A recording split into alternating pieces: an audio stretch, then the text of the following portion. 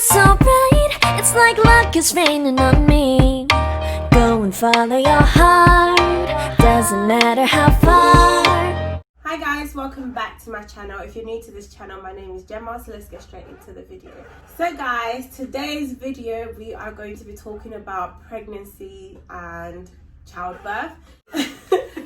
So as you all know, I have 2 kids. Kyra don't have any kids yet, so there's a few questions that she has for me regarding pregnancy and childbirth. So I thought we'll do a video about it, and then yeah, we could all answer her questions together. So fire away. Morning sickness. Okay. How do you deal with morning sickness? How far into the pregnancy do you start getting the symptoms? Okay, with morning sickness, it depends on the person. Some people actually don't get no morning sickness whatsoever. really? Yeah, some people get morning sickness. It depends. With me, with Israel, I had morning sickness from 6 weeks all the way until I was about 16 weeks, which was 4 months. Yeah. And when I say it was really bad, it was really bad. I couldn't smell nothing. I had to, even like my shower gel, I had to get simple, no smell. Really? Nothing. Like all my sheets, I had to throw away all my sheets, get brand new sheets with just normal smell. I can only eat potatoes because you know potatoes has no smell. Yeah. Like I just couldn't eat anything with a smell. I was literally going crazy. But with Azrya, I still had morning sickness with her, but it only started from 6 weeks, and by the time I was about 3 months pregnant, it was all over. Okay, so it's easier. Yeah, so it depends really. Every pregnancy is different and everyone is different. Some people have morning sickness from beginning all the way to the end. So that one is something that you just have to wait and see, because you never know. Is there anything you can do to make it easier, like the symptoms easier, or is it just literally there all the time if you have There's things there that you can do to control it. Like with me, with Azrya, I used to eat ginger. So like raw ginger would help me, and with Israel I used to chew loads of gum. So I used to chew like a lot of gum because that kept me like distracted, so I wouldn't feel like I wanted to be sick all the time.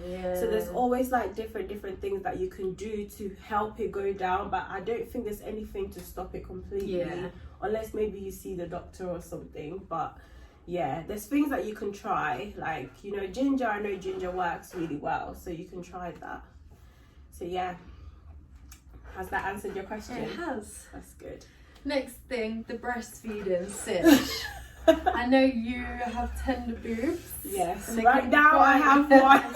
Like they can be quite painful at times, and you always say like either your baby's crying or she's hungry, or I'm like, how do you know that from your boobs? Yeah. And how like does that all work? Yeah, that is kind of like a feeling that I feel that is so amazing, because even now, as you know, my boobs are killing me. When I say killing me, my boobs are hurting me right now, because I have a feeling that Azrya is either hungry or she's crying, and I feel like that's a natural thing that every woman will experience, especially if you're a breastfeeding mum. When your child is hungry, your boobs will splash. And even sometimes when you hear a baby cry, your boobs just get so hard, and you know what I mean. So that one is like a natural thing that happens if you decide to be a breastfeeding mum. Your boobs are gonna get sore, your boobs are gonna get full when your child is hungry. It's just a way of telling you that Mother Nature telling you that it's time to feed your child. Really, do you know what I mean? And yeah, to let you know that your child is crying or something like that. So yeah. And how long is the right amount of time to breastfeed for? It depends. They normally say kids that are breastfed, they get more hungry than kids that are bottle fed, because obviously bottled milk is more heavier than breast milk. So breastfeeding is normally between an hour and a half, roughly. With Azrya, I feed her every hour to hour and a half before she started taking solid. Some kids can go about 2 hours, but I wouldn't advise anyone to leave a 3-hourly gap if the child is only breastfeeding. Because the breast milk is not that heavy. They'll just keep feeding, and plus with the breast milk you don't know the amount that the child is taking in. You can't see. It just comes out. With the bottle you know, because you've seen the mils and everything on the measurements. You don't know. So I feel like if you're actually going to breastfeed your child, feed your child when your child is hungry. Don't put a timer on it. If your child comes to you and they want to have milk, give it to them. Don't think, oh, I fed you an hour ago, so you shouldn't be hungry. You don't know how much the child took in. So just feed them as much as they want. If because they're hungry, just you can never overfeed a baby on breast milk. A baby will never be overfed on breast milk. So just keep giving them whenever they need it. Okay. Yeah. Next question. Mm-hmm. At what point do your boobs stop hurting? Stop hurting. When you stop breastfeeding, when do they start to go back to normal? Like, stop, the pain stops, like... Okay, so when you're stopping breastfeeding, it will take, with me, I'll take Israel for example, because I'm still breastfeeding Azrya. It took me 3 days for my boobs to go back to normal. So the first day, my boobs swell up double the size that I was. Yeah, it's really, really, really painful when you stop breastfeeding. For the first 3 days, or probably the first week, is the most painfulest thing you'll ever experience, because your boobs swell up so much because you've got so much milk in your breast, and the child is not feeding, and you can't pump, because if you pump there'll be more milk coming in. So you just have to leave it and it will just swell up. My boobs my hands were like that. Literally, my boobs were so big. I had veins all around it. Like, it was so bad. Like they was gonna explode. So that was the first night, and then the second night it was still kind of painful, but I saw that it was going down a bit. And then the third day it just went down, and it just carried on. So it takes about a week for your boobs to go back to normal. But once you stop, your milk will not come anymore. Okay. Also, next question. What about labour? Have you got any like tips to tell people, tell me, to help the labour process easier? Because obviously you could never expect what to expect. You would never know what's gonna happen during your labour. So what I would say to you is to always have an open mind. Don't put everything on the paper to say, oh, this is how I want my labour to be, this is what's going to happen, this is what's going to happen, because things can change. Do you know what I mean? Just make sure that you keep a calm mind and just relax yourself and let your body do its work, because your body is meant to do what it's supposed to do. For the fact that you're pregnant, your body's already prepared for whatever there's going to happen. So just allow your body to do what it's meant to do. Just relax yourself and just allow it to happen. So like epidurals, like gas and air, what are your ideas on it? Would you say go for it, take it all, or are you like more natural? I would say naturally. I would say with the epidural, if you're giving birth, vaginal birth, I wouldn't advise you to take it, because it will mess you up in the future. As you know, I had emergency C-section with Israel, and I had to obviously take the epidural because they're cutting my stomach open. So obviously I had to take it. But up till now, my back hurts. Really? When I stand for too long, I just can't. Like, my back hurts so bad. Sometimes I cry in the night. It's so painful. So I would advise women that, I know that the epidural is supposed to numb you, so you're not going to feel nothing. If you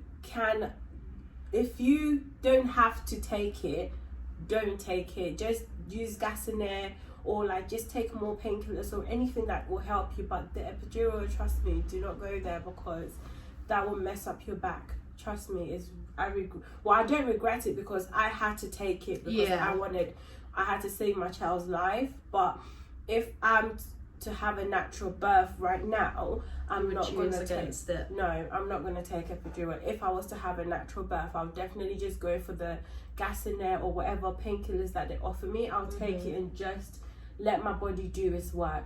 So if you don't take epidural. And the epidural, will that mess your back up for like life, or is it like a few years? No, I feel like it messes your back up for life, because I know a few women that have had the epidural, and up to now they still have back problems, especially if you do the kind of job that I do, where I stand on my feet all day. That is the worst thing that you can ever do. So even now with the little point where they stuck the needle in my back, I still feel it. Sometimes I have shivers through my spine and everything. Yeah, it's really bad. It's really bad. Like, I'm so against it. If you can try and just have vaginal birth and not take a epidural, do not take it. Obviously, if it's emergency C-section or if it's a C-section, it's a whole different ball game. But if you're having vaginal birth, I'll advise you just go for the gas and air, take some painkillers or anything like that. The epidural is not worth it. Trust me, it isn't. Not at all. What about C-section? So was you really scared when that was announced that you had to have the whole C-section thing? Was that a really scary moment? Yeah, I'll say that was one of the scariest moments of my life. Yeah. I'm not exaggerating. I feel like my life was flashing before my eyes. Yeah. Because as I said before, when you're pregnant, do not put a pen and paper down and write down how you want your labor to be. Anything can happen. Anything can happen. So you need to prepare your mind that anything can happen. Because when I was pregnant with Israel, in my head, I was going to have a nice natural birth. I was going to go to hospital. Perfect birth. Everything. Yeah. But things went a whole different way. A whole different way. Do you know what I mean? Yeah. And it took me months for me to like come back to my senses, because I was in shock for that long. Really? Because I didn't go into labor with an open mind to feel like anything can happen. I went into labor thinking, oh yeah, I'm gonna go push out my baby, I'm gonna come home with my baby.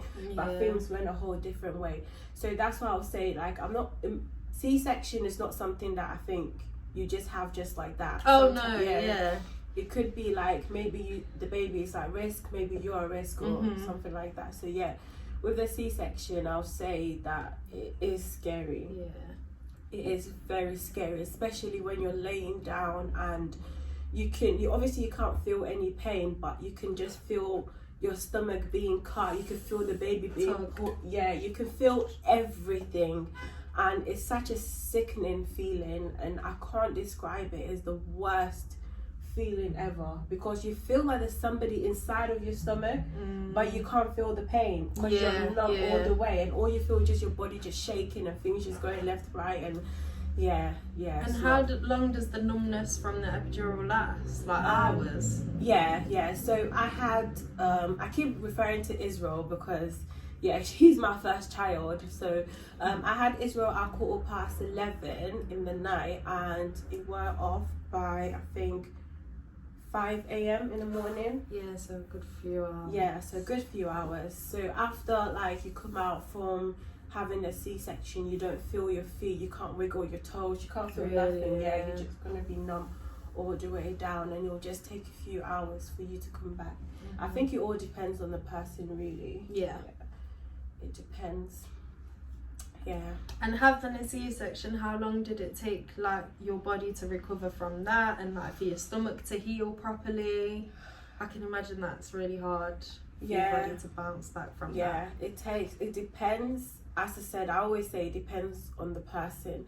With me, because I feel like because I was a bigger person, it took longer for me to recover. Yeah.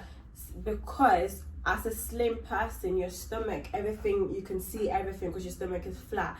When you're a big person, you have a big stomach, so everything is covered, like your stomach is rolled and stuff like that. Like, I'm just trying to be honest. So with my C-section, the first one that I had with Israel, it took a long time for me to heal, and I even had an infection, so it took even longer. And it took me like over a year for it to heal, for you to fully recover. And the thing is, I got pregnant with Azrya really quick, so as my stomach was stretching, the pain was getting worse. It's not easy. It took a long time for it to heal. Yeah, see, things like this you don't really ever hear about. Nobody ever really tells you these things today. You just kind of think you get pregnant, you buy cute clothes, you pop the baby out, and that's it. No, there's a lot about pregnancy that people decide to keep it quiet. Yeah. Like, there's a lot of things that I wish I knew before going into labour. One being taking a poo, for instance. After you have a baby, you will not be able to poo. Really? Yeah, you can't. You For can't. how long? You have to probably, they might offer you laxative or something like that to help you. I remember with Azrya, after having Azrya, I couldn't poo for 5 days. Really? It was so hard, like, for me to poo. Like, you just sit on the toilet, and because your body has stretched out and you've had all these things come out your belly, so sitting on the toilet, you can't push, you just can't. It just wouldn't happen. So I'll just sit on there and I'll just cry. I suppose all your stomach muscles and everything gets affected by... Yeah, your muscles gets really weak, like proper weak, because especially when you've had a C-section as well, because they've moved things around in your stomach, so it will take a long time for your stomach to go back to how it normally was. So with me, it took me a long time. I had to get some laxative, and even that didn't even help me. I was sitting on the toilet and I was crying. Really? Yeah. And even women with natural birth, they say the same thing, that after having a baby, it's going to be hard for you to poo. So just keep that in mind, that after having a baby, you might not be able to poo. And another thing as well you need to know is, after when you have a baby and you decide to breastfeed, you're going to have contractions all over again. I'm telling you, I was crying my eyes out, because I didn't know this with Israel, because when I had Israel, obviously I didn't have him because he was so sick, so he was taken away from me, so I never had that opportunity to give him his first milk. But with Azrya was a different case. So as soon as I had Azrya, they gave her to me and I had to breastfeed, and I'm telling you that it is the worst pain ever. Really? I had contractions all over again. Each time she goes on my boob, I would be in tears. Like, your muscles contract. So it's not about so it's not about your boobs hurting you. Why does that happen? Yeah, it's not. So it's not even about like your boobs hurting. It's your stomach contracts, and it just feels like you're in labor all over again, and the pain is like twice as much. I'm telling you, I'm not trying to discourage anyone from breastfeeding. Breastfeeding is the best thing you can ever do for your child, but I'm just warning you, because these are the kind of things that a lot of people don't say. These are kind of things that aunties and moms don't tell us. But after you have a baby and you breastfeed, you are going to have contractions all over again. I begged the nurses to give me bottle to feed. Yeah, I begged them. They were like, no, there's nothing wrong. It's natural. It will get better. It happened. It went on for 3 days. 3 days. Each time I breastfeed Azrya, I would be crying. When I say crying, my God. Do you know why it happens? Yeah, because they said apparently, I can't remember what she told me, but it's just your stomach just, I don't know, like, it's apparently your stomach contracts when you're breastfeeding for the first time. Oh my God. I don't know. I suppose it's just all your body adjusting to the whole everything. Yeah. It's a massive change, ain't it, when you have a baby? It is. It's not like change. Yeah, it's a big, your body goes through a lot. And you feel, after having a baby, you feel empty. Like, you feel like your stomach is empty. Even when you eat, you just feel like the food just went into like an empty space. It's a weird feeling. Hole. It's an empty weird black hole inside. It's such a weird feeling having a baby. It's so weird, and it's like kind of feeling that you can't really explain. Like, you have to go through it. To know how it feels. Because everybody has different ways of explaining it. Everybody has gone through different childbirths, and you know, some people, they just go into the hospital, give birth, and an hour later they're home. They're back on their feet, cooking and doing all of the stuff. But it's all different. It's an amazing feeling though, like having a baby. Like, it makes it's the most natural thing a woman could ever do in her whole life. And like, after you have your baby, you just forget about all the pain. Do you know when women used to say that? I just thought like, my mum says that literally all the time. She's like, as soon as you've had the baby, you feel nothing. I used to feel like bullshit. I'm like, oh, you're chatting rubbish. But then I've obviously experienced it, and I know that every pain that I felt is all forgotten, because you just look at your baby's face and you know that you'll do it like a million times all Yeah, over that's again. literally what my mum says all the time. Yeah. She's like, if someone said you to get that baby again, you'd have to do it 10 times. She was like, I'd do it 10 times. Yeah, definitely. Crazy. Definitely. I'll go through it all over again for my kids. Like, yeah, it's an amazing feeling, and I'm hoping that you get to experience that one day, and I know you're gonna love it. Yeah. You're gonna love it. So yeah, have you got any more questions? No, I don't think so. Yeah, guys. So yeah, have I answered all your questions? I think so for today. So do you think I've prepared your mind to get you ready to having a baby? Yeah, 100%. More better now. Yeah. Yeah. That's good. That's good. Yeah. So guys, we're gonna end our video right here. I hope this video was helpful to others who didn't know much about pregnancy and childbirth. So yeah, put in a comment section below how your labor was for you, and also if you have any more questions, let us know, and we will see you in our next video. Please don't forget to like, comment and subscribe. Say that again. Please don't forget to like, comment and subscribe. and we'll see you in our next video. Bye. Bye. Bye.